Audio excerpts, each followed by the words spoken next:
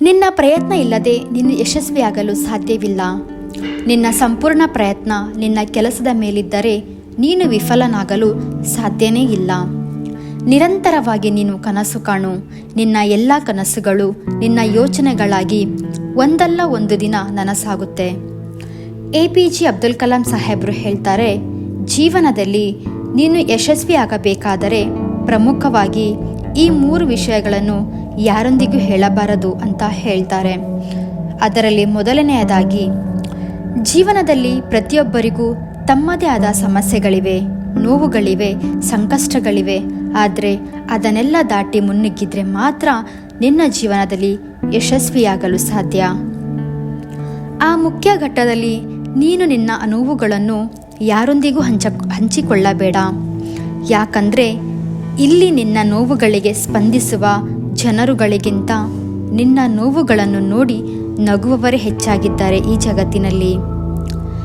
Success ಸಿಗಬೇಕು ಅಂದರೆ ಕಷ್ಟಗಳನ್ನು ಎದುರಿಸಲೇಬೇಕು. ನಿನ್ನ ನೋವುಗಳೇ ನಿನ್ನ ಯಶಸ್ಸಿನ ಮುಖ್ಯ ಭಾಗವಾಗಿರುತ್ತದೆ. ಕಷ್ಟಗಳು ಬಂದಿವೆ ಅಂತ ಇಷ್ಟಪಟ್ಟಿದ್ದನ್ನು ಬಿಡಬೇಡ. ಇವತ್ತಿನ ದಿನ ಕಷ್ಟವಾಗಿರಬಹುದು, ನಾಳೆ ಅದಕ್ಕಿಂತಲೂ ಕೆಟ್ಟದಾಗಿರಬಹುದು. ಆದರೆ ಮುಂದೊಂದು ದಿನ ಎಲ್ಲವೂ ಸಂತೋಷವಾಗಿಯೇ ಇರುತ್ತದೆ.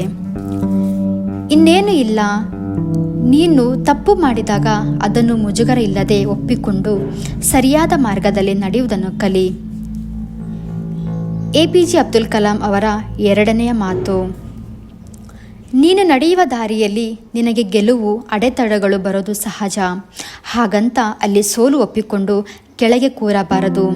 ಅದನ್ನು ಎದುರಿಸಿ ನಿಂತು ಗೆಲ್ಲಬೇಕು. ಅದೃಷ್ಟದಲ್ಲಿ ನಂಬಿಕೆ ಇಡಬೇಡ, ಪರಿಶ್ರಮದಲ್ಲಿ ನಂಬಿಕೆ ಇಡು. ಈ ಹಾದಿಯಲ್ಲಿ ನೀನು ಗೆಲ್ಲೋದು ಅಂತೂ ಪಕ್ಕ. ಆದರೆ ನೀನು ನಿನ್ನ ಗುರಿಯನ್ನು ಮುಟ್ಟುವ ಹಾದಿಯಲ್ಲಿ ಯಾರೊಂದಿಗೂ ನಿನ್ನ ಗುರಿಯ ಬಗ್ಗೆ ಹಾಗೂ ನಿನ್ನ ಕನಸಿನ ಬಗ್ಗೆ ತುಟಿ ಬಿಚ್ಚಿ ಮಾತನಾಡಬೇಡ. ಯಾರತ್ರನೂ ನಾನು ಇದನ್ನು ಮಾಡ್ತೀನಿ, ನಾನು ಅದನ್ನು ಮಾಡ್ತೀನಿ, ನನ್ನ ಕನಸುಗಳನ್ನು ನನಸು ಮಾಡಿಯೇ ತೀರ್ತೀನಿ, ನಾನು ಏನು ಅಂತ ಎಲ್ಲರಿಗೂ ಗೊತ್ತಾಗುತ್ತೆ ಅಂತ ಯಾರ ಹತ್ರನೂ ಹೇಳಬೇಡ.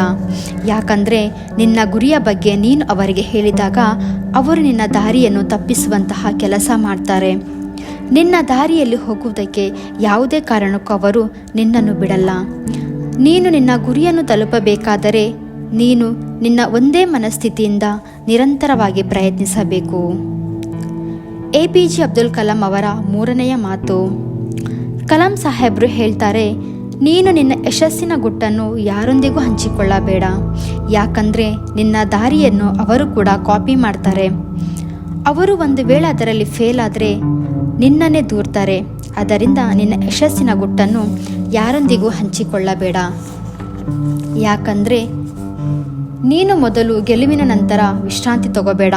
ಯಾಕೆ ಗೊತ್ತಾ, 2ನೆಯ ಪ್ರಯತ್ನದಲ್ಲಿ ಒಂದು ವೇಳೆ ನೀನು ಸೋತಿ ಹೋದರೆ ನಿನ್ನ ಮೊದಲ ಗೆಲುವು ಕೇವಲ ಅದೃಷ್ಟ ಅಂತ ಹೀಯಾಳಿಸುವುದಕ್ಕೆ ಬಹಳ ಜನ ಕಾಯ್ತಾ ಇದ್ದಾರೆ.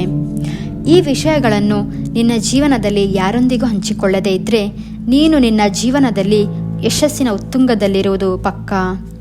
ಕೊನೆಯದಾಗಿ ಒಂದು ಮಾತು ಹೇಳ್ತೀನಿ, APJ ಅಬ್ದುಲ್ ಕಲಾಂ ಅವರು ಯಾವಾಗ ನಿನ್ನ ಸಹಿ ಆಟೋಗ್ರಾಫ್ ಆಗಿ ಬದಲಾಗುತ್ತೋ ಅವತ್ತೇ ನೀನು ಸಕ್ಸಸ್ಫುಲ್ ವ್ಯಕ್ತಿಯಾದಂತೆ ಅಂತ ಹೇಳ್ತಾರೆ. ಇಂತಹ ಒಳ್ಳೆ ಕಂಟೆಂಟ್ಗಳನ್ನ ತೊಗೊಂಡು ಮತ್ತೆ ನಿಮ್ಮ ಜೊತೆ ಸಿಗ್ತೀನಿ.